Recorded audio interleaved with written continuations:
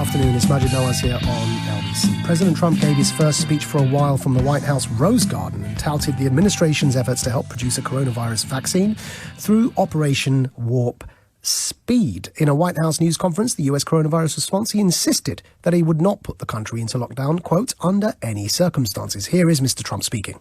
This administration will not be going to a lockdown. Hopefully the whatever happens in the future, who knows which administration it will be. I guess time will tell. But I can tell you this administration will not go to a lockdown.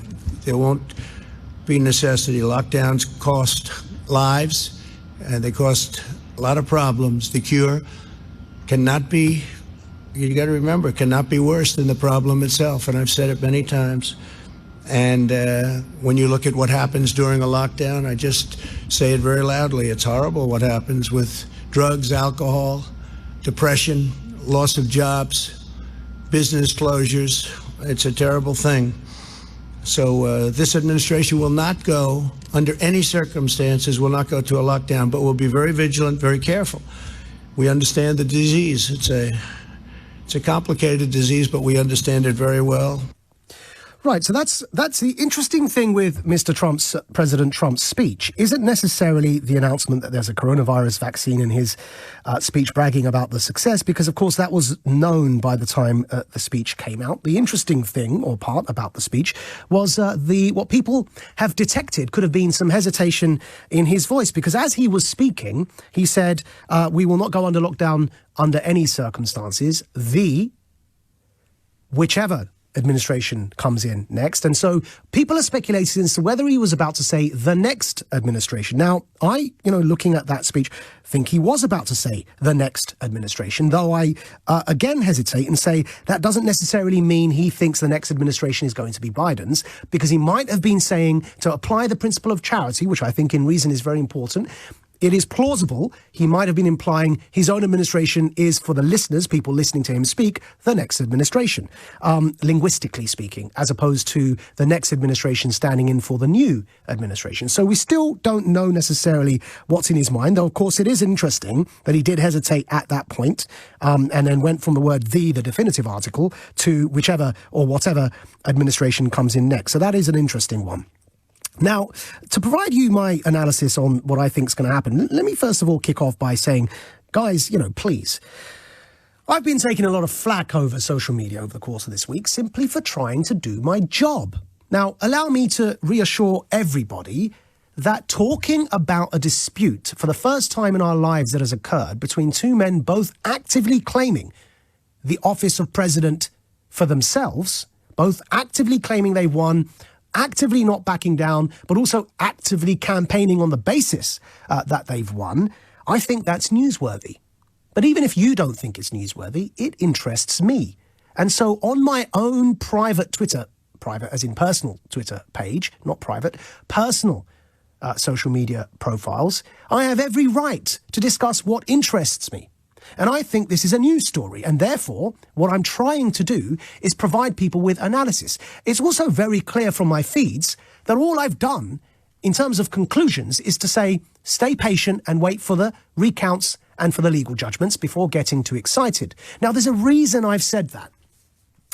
And by the way, that's all. In terms of conclusions, that's all I've made, right? And yet, despite that, I'm getting what I suspect are paid PR accounts, and it's not a good look for the Biden campaign. They should perhaps look into this. I'm getting racially abused by paid PR accounts defending Biden's presidency on social media. So if Biden's PR team are listening, do check what's going on, because I thought you stood against racism. If people supporting your president through PR firms are literally set up in 2020 with 0 followers, set up this month or last month or the few months before, do look into that, please. Because if the PR firms you've contracted are using social media to send me racial abuse, I will be looking into it myself. I can assure you that. So first point is back off a bit, please. I'm trying to do my job. And we've been here before. It's not that controversial, except in a time like this, where everyone is so divided that any opinion that doesn't fit into the mold of what should be expected for me to say is immediately seen as the polar opposite. So in other words, if I say, hold on a minute, don't get too excited, folks, because there's still a legal route for Trump to win, that suddenly means Maajid has become pro-Trump. Now, we've been through this, folks, with Brexit. We've been through this with Corbyn. Give me a break. Criticising Mr. Corbyn didn't mean I was suddenly pro-Boris Johnson. Criticising Brexit doesn't mean I'm suddenly an enemy of the people.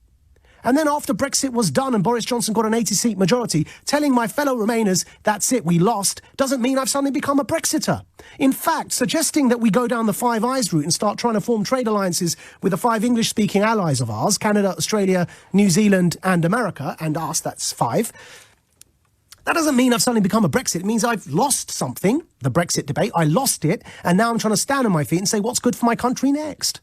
Can we all please apply a bit of nuance and the principle of charity when disagreeing with people? We are at the brink. For the first time in my living memory, we're at the brink of talk in the media of a US civil war. Since when in our lifetimes has media been openly speculating about a civil war in America? What do you think happens in war? Because only children rush to war. I'll tell you what happens in war, having seen plenty of consequences of war, not least the war on terror in my lifetime. People die. People get tortured. People get raped. That's what happens in war. So let's not be children and rush to war. Let's try and cool the temperatures a bit and say 70 million people are angry right now. Let's give them their say and allow the recounts and the court processes to finalise so that we don't end up in war. Is that hard to understand where I'm coming from? Since when have peacemakers who are attempting to be peacemakers been the enemy? Now, I'll tell you what to watch out for. I'll tell you what you should watch out for when you're looking for who fascism has taken over or where fascism is coming from. Then one of the key traits of fascists is to get the grey zone, the moderates, the people who are trying to keep the peace, character assassinate them first. So you get rid of them, and then all you're left with is the two polarising sides because fascists want war. That's already known. So if you're attacking me and character assassinating me because I'm asking everybody to calm down a bit and wait for the results and wait for the recounts, what does that make you? Think about it. Where are you creeping towards? Because I haven't come out with any conclusion as to the US election. I've asked everybody, and I know that I'm alone here. I'm perfectly and fully aware of that. I've been alone many times in the stances I've taken. You think I wasn't alone when I left Hizb ut-Tahrir, the Islamist group? I lost my whole family over it, wife and child included. You think I wasn't alone on the left when I started criticising Corbyn? You think I wasn't alone when I stood up for Israel as a Muslim former Islamist? You think I wasn't alone after we lost Brexit and I came on air before even Keir Starmer and said, it's over now, guys? All my life, I've tried to do this, which is try and pursue truth, even if it means your friends are upset with you. Because that's how I try and live, and I'm not perfect. I'm not perfect. But it's an effort. It's an effort. And you know when someone's making that effort and they're losing friends, that at least you can understand they're trying to be sincere. So, second point I'd like you to, please, just back off me a bit. Let me analyse and do my job. Now, as for this ridiculous idea that it's a conspiracy theory to even talk about this, let me remind you that in the year 2000, though Al Gore and Bush's presidential dispute wasn't as fierce as this, and we weren't talking of civil war, and we didn't have two candidates actively campaigning as if they are already president, it was rather accepted, I think, that it was still a dispute. But still, back in the year 2000, when that dispute happened, do you know how long it took the Democrat Al Gore to concede? I'll tell you right now, a month from today. That dispute, and I remember it, went on for a month longer than this one has already gone on for. He conceded on December the 13th. And I'll tell you the date today, just so I can assure you. It's the 14th of November. Literally minus a day, a month from today is when Al Gore, the Democrat, conceded to George Bush. Now, of course, how different the world would have been if George Bush hadn't become president, Al Gore had become president, and we didn't invade Iraq. I mean, guys, I was in jail as a political prisoner in the war on terror, opposing the invasion of Iraq. You think I'm not angry about all these mistakes? You think I don't want justice? But the way to seek justice isn't to become the very thing you hate. A British trait, a liberal trait, is to respect the rule of law and respect due process. More importantly than those two, though they're very crucial, is to love your fellow human beings who are your adversaries. That's 70 million people. Did we not learn the lesson from the Brexit debate? As to not just dismiss and alienate half of our country because we cannot fathom what they're thinking and why they're thinking it. Well, I learned that lesson, and I'm not going to make the same mistake again. I don't want my fellow human beings to think that I don't even listen to them when they're making a complaint, that I don't even take them seriously, that I think they're stupid for even asking a question. That's not how I want to treat human beings. So let them go through the motions, do all the recounts, and the legal decisions will determine it. Now, you may be wondering, but Maajid, it is a conspiracy theory because there are no legal routes left. Well, that's lazy. That's lazy journalism, lazy intellectualism, and lazy politics.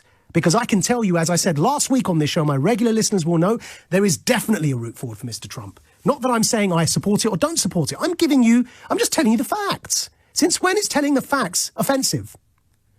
I'll tell you what the route is that is open for Mr. Trump, and it involves 4 key elements. And the fraud is a distraction. You know, all these little fraud cases in Atlanta and Georgia and wherever, Michigan, and the little ones, they are a distraction. I'm going to give you the 4 solid routes which may or may not lead to a Trump victory, may or may not.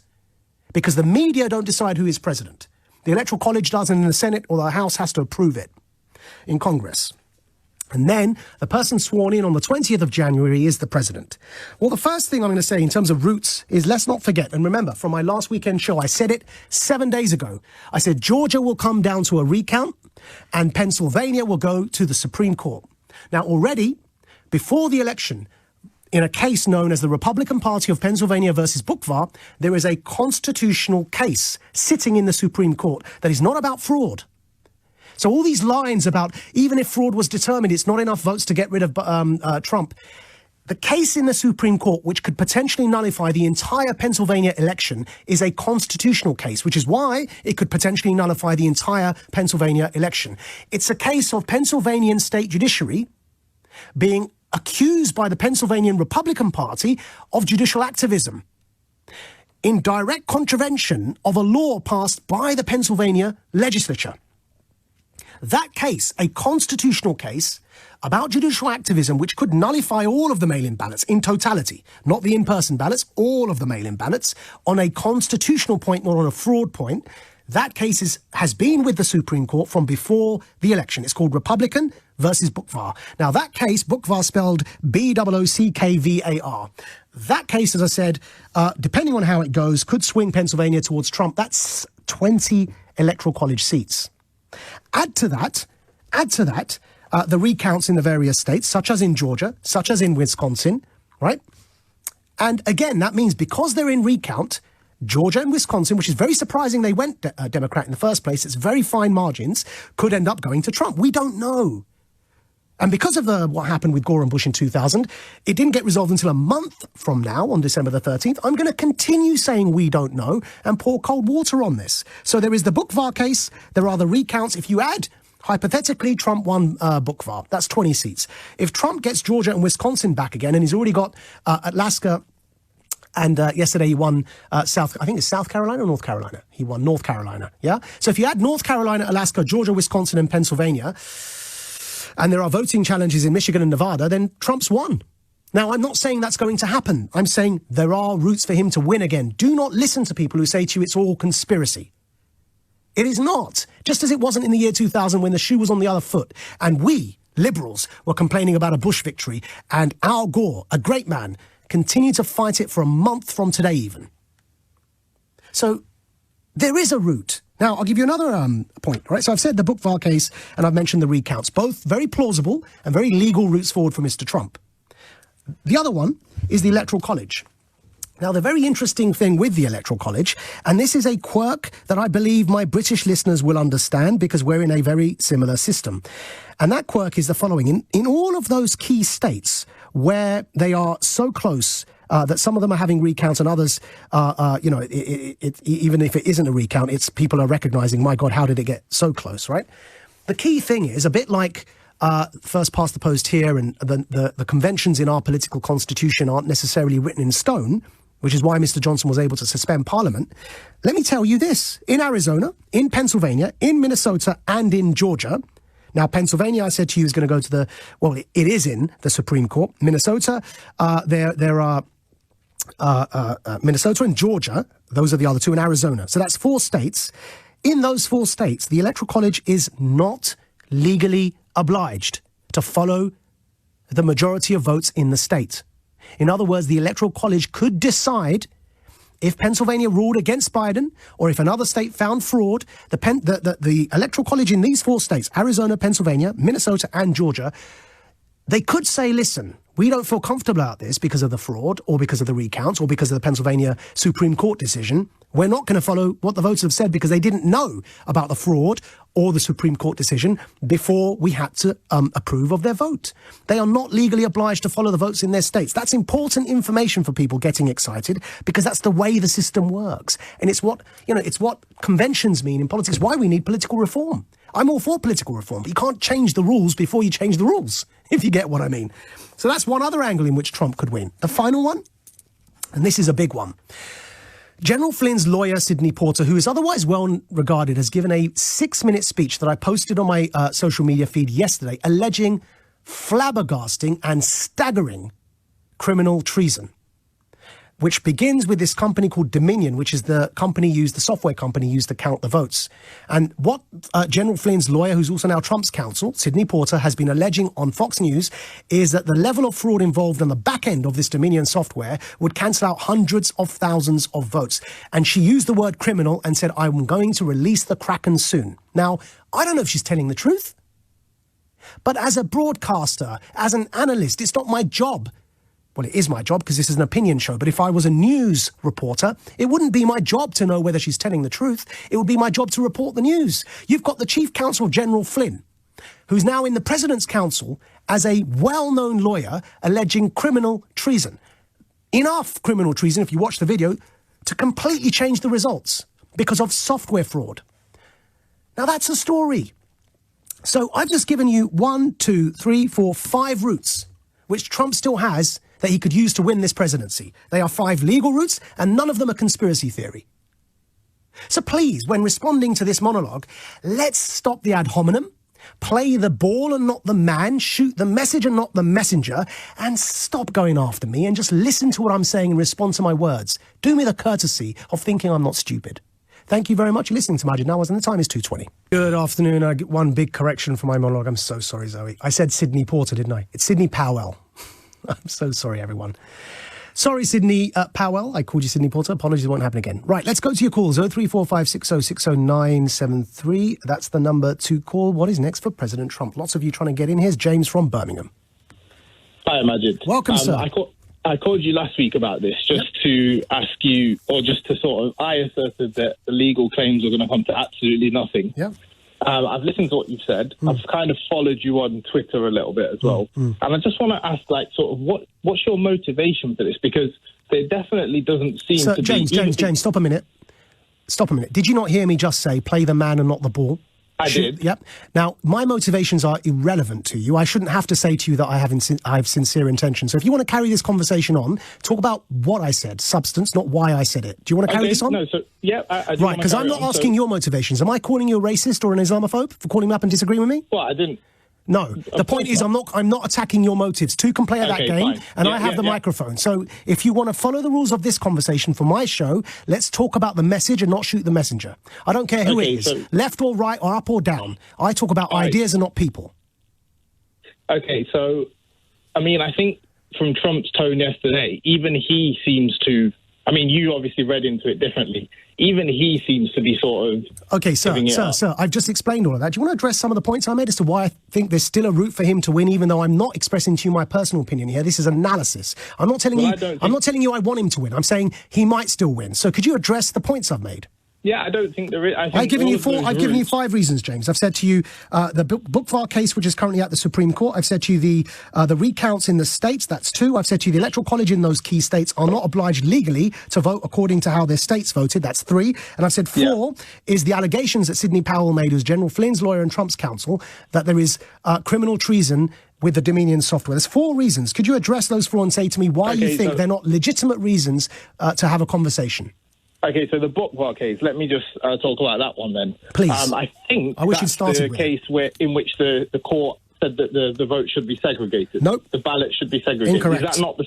Okay, so what is that one then? So what you're talking of is the writ of certiorari, which was issued before the Supreme Court decision was made. In the writ of certiorari, which was applied for by the Republican Party to Alito, who's the judge on the court, they wanted the decision before the election. Alito, the Supreme Court justice, said, no, I will grant a segregation of the ballots, but I will not expedite the Supreme Court decision. There are two separate issues running simultaneously. One is, were the ballots segregated? And if they were all of the ballots that were meant to be put in that segregated batch done so? In other words, audit the segregated ballots. That's one case. The other case is, which is the one that I'm talking about in the Supreme Court, which is not the writ of certiorari that Alito granted, is the actual case that started it all. That case is a constitutional case, and it's a dispute because the legislature in the state of Pennsylvania explicitly passed a law before the elections saying that no mail-in ballots would be allowed after a specific deadline. Now, hold on.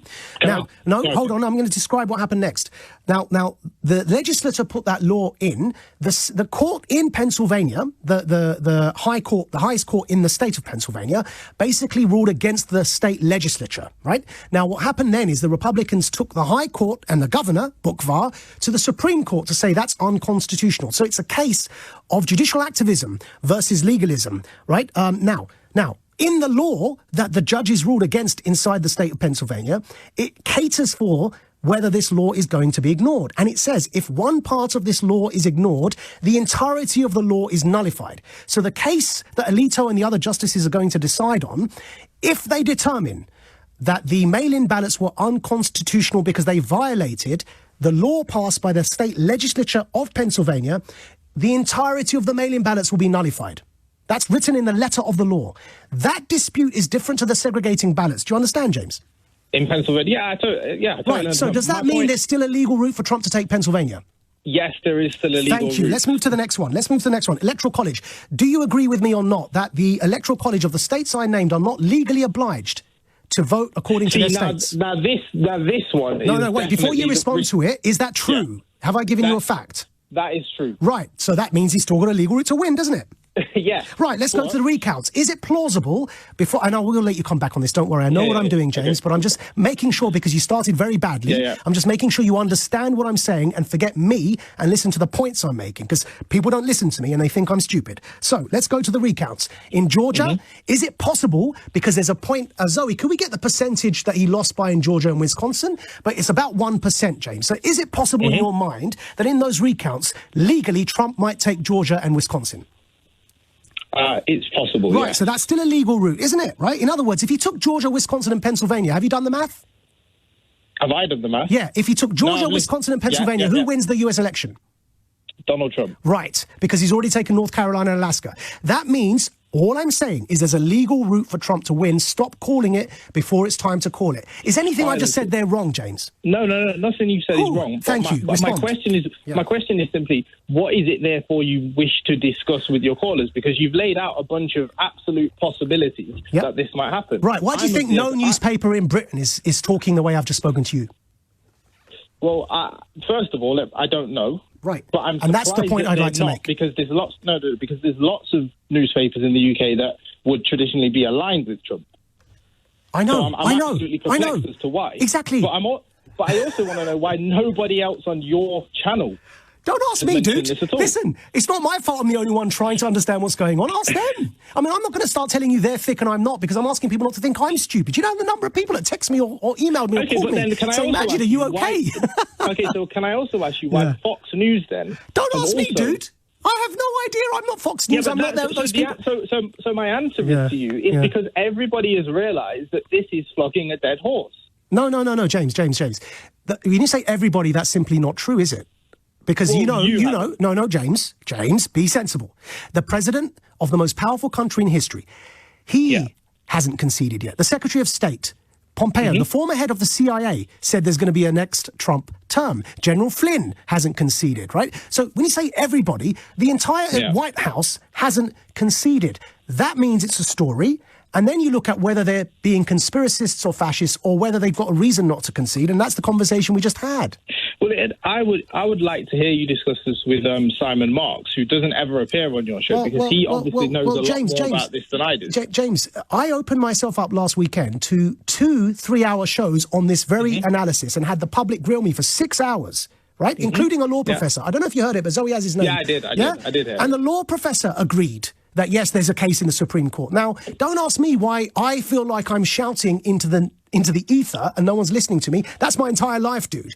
You know, don't ask me that. I mean, all my life, no one listens to me, right? So at the end of the day, I'm not surprised. I'm surprised you're surprised.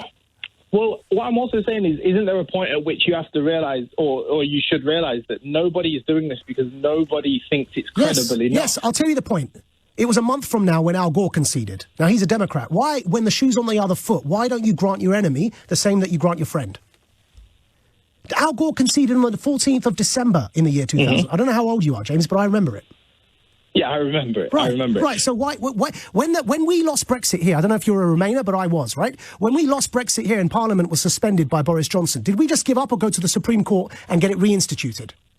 I think we didn't, but there were slightly different circumstances. No. Legal recourse is open to anyone and everyone. Now, the shoe's on the other foot for once, where they're the ones that have to go to court, not us, right? But the principle of charity, James, let's not become the beast that we want to defeat. If we really are worried about civil war, how do you stop civil war? By abandoning your principles or by adhering to them even more? Because, you know, when you abandon your principles, that's the meaning of civil war. Democracy is sacrifice and everyone's fighting for their own anger. Right. Thank you very much, James. I'm over time, but thank you for calling and for being a sport. I'm sorry I took it all out on you, but I've had 2 weeks of this, guys, you know, and it really is beginning to make me feel like, what on earth is wrong with people? There's no conspiracy in what I just said. And I'm, again, opening the show. In fact, if you guys keep calling like this, I don't know what Zoe thinks, but I'm happy to extend it. I'm happy to take your grilling. But we've got to go to the news. Good afternoon. Let's get back to the calls. Kate is waiting from Islington. Speak to us, Kate. Hi. I just wanted to say I think we are past the point of not being able to have diverse opinions. It's now a question of what kind of signaling you give off to other people. And I have an anecdote for that. My brother lives in New York City. He was having dinner with a friend of his at a restaurant the night that the election was called by most major networks for Biden. They were just eating by themselves, and the waiter came up to them and asked why they weren't actively rejoicing at the news. Now, there wasn't a television. They were sitting outside. They were just minding their own business, and it became so hostile. The waiter continuing to come back to them, accusing them of being racist, of being bigots, of being anti-LGBT, anti-everything. My brother's friend is gay. All their crime had been not to be giving off the impression to everybody else that they were, overjoyed. They had to leave the restaurant. They were invited to leave because they weren't. Okay, what do you think's going on? Why is this happening? I think that the real problem is that people are so uncurious about what is going through the minds of everyone else. And that lack of curiosity is reinforced by the fact that we grow up believing that news agencies, reporters, there's a certain gravitas associated or used to be associated with that profession. And when someone came on the television and told you what was going on, you believed it. The problem now is that you've got people in that role who are completely biased. Now, can I ask a question here, Kate? Because this, again, back to my motives. Think about it, right? Yeah. However we come through this, come to January 2021, am I going to be standing in a position where people think, you know what, Maajid is a kind of broadcaster that wants the truth? Or are people going to think the whole media establishment betrayed us? It's why what you've said is so important. The 70 million voters need to know there are people in mainstream media who still care to ask difficult questions. I hope that the answer to your question is the first. My concern is that, and this comes down to the definition of liberal, if the left continue to think of themselves as liberal as in left wing, then the answer to your question is no. No one is going to think that you've done a good job today. If people can recognize that actually liberal values are freedom of press, freedom of speech, and that the left does not actually represent that. When left wing, and I mean really left wing people talk about the truth, they mean the party's truth. They don't mean fact. Yeah. They talk about being the party of truth, but what they mean is the truth as filtered through their own agenda. Well, and as long as news agencies continue to present that version of the truth, people will keep moving further away from each other, and you'll get no thanks for what you're doing. Philosophically, I think there's also this issue of that when you relativism and the Frankfurt School, when you have the view that there is no such thing as truth, everything is relative and association with power, and that truth is defined by power, then all that remains is the attainment of power, not the pursuit of truth. Correct. And of course, if there's no such thing as the pursuit of truth or truth itself, and that everything is relative, and that all that remains is attaining power, once you attain power, if there's no truth, all that remains is tyranny. I couldn't agree more, and I think that you see that when you see people like Alexandria Ocasio-Cortez asking for lists to be kept of anyone who vocally supported the opposing party so that they can be, and I think I'm quoting directly, held accountable in the future. All right, Kate. Lists are fascist. Absolutely. Kate, thank you very much for calling in from Islington. Let's go to Sue on the line from Hackney. Morning, Maajid. First time caller. Welcome. So, thank you. I'm not here to grill you, but I just wanted to ask you whether you'd heard of CISA. Sorry? CISA, the Cybersecurity Infrastructure Security Agency. Yes. They made a statement on the 13th November stating that there was no fraud. Yep. So I just wonder why the basis of their statement, and I don't know if you're aware that the assistant director resigned because obviously Trump had an issue with the statement that they made around, the fact that there was no fraud. So which one of, Sue, if I may ask you, which one of my 5 points, which I said are still the legal route for Trump to win, does that nullify? 4. Was it number 4? Dominion? Was that number 4, the one that you said? Yes. So that's still first of all, I don't necessarily wouldn't take that at face value, because that's the very issue at dispute. They're saying there's no fraud, and the Trump campaign is saying it's on the back end on the software. How would you know? That's what they're saying. Sidney Powell is saying, I'm going to release the kraken of evidence I have to the courts. So let's see if there is any evidence. To say there's no evidence is as good as saying there is evidence at the moment. Do you see what I'm saying? So let's, for the sake of argument, cancel the Dominion one out, number 4. Okay. That still leaves 3 legal routes for Trump to win. Okay. I mean, let's wait and see, Maajid. As far as I know, everything that has been presented to the courts is being thrown out like a revolving door. I appreciate you have a different view. My 3 points don't involve that, though, do they, Sue? I'd like you just to focus on those 3 points. The recounts don't involve the court cases. It's a recount in Georgia and Wisconsin. And the other one is the Electoral College voters are not obliged to follow the votes of their state. We're used to that in Britain with political convention. That's got nothing to do with the fraud, the court cases. And then the other one is a court case, but it was there from before the election. It's in the Supreme Court. If he was to win Pennsylvania, hasn't Biden got enough already? So it wouldn't actually make a difference? No. If he takes Georgia, Wisconsin and Pennsylvania, because he won North Carolina and Alaska, Trump wins the election. And Wisconsin and Georgia are being recounted, and Pennsylvania is the one that's in the Supreme Court. But let's see what happens. No one knows, Sue. But thank you for calling. You said you're a first-time caller. And thank you for disagreeing with me politely without going to play the man and not the ball. Thank you very much. Let's see if we can squeeze Hassan in from Slough. Welcome, Hassan. Welcome back. Hi, Maajid. Assalamualaikum. Hi. Salam. Tell us what you think. I had considered Biden to be president-elect until I heard your analysis, and these are factual analysis. And it is unfortunate if you're being targeted as a Trump supporter. Just go to my social media, Hassan. But you listen to my show, you know where I stand. Yeah, and some Muslim fanatics have accused you of being a sellout to Mossad and so on. So you will get that, I think. Yeah. But it is bizarre that a lot of the media have called Biden as president-elect, even Fox News. Yeah. Which is very bizarre. But even if those 5 routes you said, even if they fail for Trump, I hope that President Biden will actually build on some of his successes. There are quite a few, but one case being Operation Warp Speed, which is the press conference he gave last night. Now, Hassan, so you've changed your mind from last weekend? Yes, I think last weekend I said that you had really good legal cases, but Trump should have done the right thing. Yeah. And actually concede in order to unify America. And then I wrote an article about this. I think I sent you an email about it. But then listening to you now about the poor legal route, I think I'll probably change my mind. And well, think, Hassan, let me congratulate you, because that's what I try and do in my life. And as you know, I've left Islamism behind, and I've done that a few times. Changed my mind. I left the Lib Dems recently. I think it's the what we all should aspire to, which is try and follow the evidence, try and follow the facts, even if, as you and I both know, as we're taught within Islam, even if it goes against our own selves. Absolutely. Yeah? Thank you very much for calling. I've got to go to the break. A pleasure speaking to you again, Hassan.